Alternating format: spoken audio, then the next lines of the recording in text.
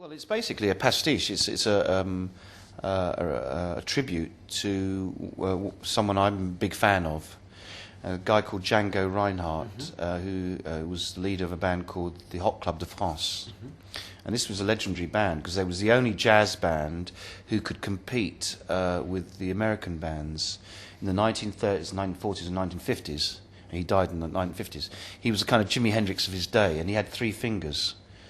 And it was quite modern. I mean, some people who don't know about this form of jazz will think it's more like skiffle.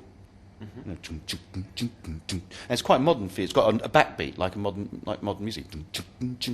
And he was he's interesting because he, besides only having three fingers, he was a gypsy, Jewish gypsy.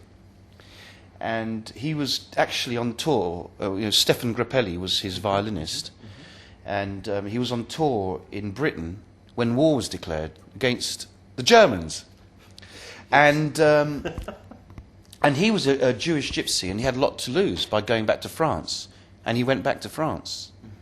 And during the war, because he was so famous, and he was a real icon, the Germans left him alone, and he still carried on doing concerts. And my mother, who was in occupied France, in Caen, in Normandy, she went to see him twice, despite there being a curfew, and she saw him, and it was packed houses, and it was really lively, and it was kind of very cool, and I love this music, and so we paid tribute to it a couple of times, and with one time we had Dave sounding like Stefan Grappelli on a synthesizer, like the violin sound. This time we actually had a real violinist, John from the Levellers. So it's another thing that another